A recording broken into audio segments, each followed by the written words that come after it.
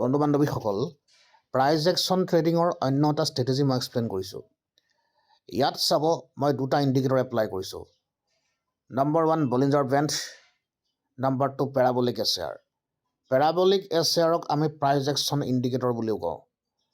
আপোনালোকে চাব, য'ত বলিঞ্জাৰ বেণ্ডৰ লোৱাৰ ষ্টেণ্ডাৰ্ড ডিভিয়েশ্যন লাইনটো ডিটেক্ট হৈছে এই পাৰ্টিকুলাৰ পৰ্চনটোত, তাৰ লগত যদি পেৰাবলিক এছএয়াৰ ডিটেক্ট হয়, তেতিয়া কেণ্ডেলটো যিটো মাজৰ লাইন আছে বা 20 পিৰিয়ড SMS এটালৈকে যায়। নেক্সট, যদি মাজৰ লাইনটোত পেৰাবলিক এছএয়াৰ ডিটেক্ট হয়, তেতিয়া আপাৰ ষ্টেণ্ডাৰ্ড ডেভিয়েশ্যন লাইনটোলৈকে যায়। লোৱাৰ ষ্টেণ্ডাৰ্ড ডেভিয়েশ্যনটো এইটো হৈছে SMA 20 period SMA, next upper standard deviation 2। এতিয়া চিধা থিয়ৰী মই ইয়াত আকৌ দেখুৱাই দিছোঁ। এই বস্তুটো যদি ইয়াত ডিটেক্ট হয়, তেতিয়া মাৰ্কেটটো এই লেভেলটোলৈকে যাব।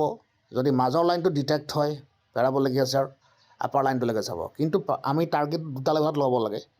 যদি আমি বলিঞ্জাৰ বেণ্ডৰ তলৰ লাইনটোত বাই কৰোঁ, টাৰ্গেট হ'ব মিডল লাইনটো, আৰু যদি মিডল লাইনটোত যদি আমি বাই কৰোঁ, টাৰ্গেট হ'ব আপাৰ লাইনটো। আৰু ছেইম বস্তুটো ভাইচ ভাৰ্চা হৈ যাব আপুনি যদি শ্বৰ্ট চেল কৰে। Thank you, have a great day.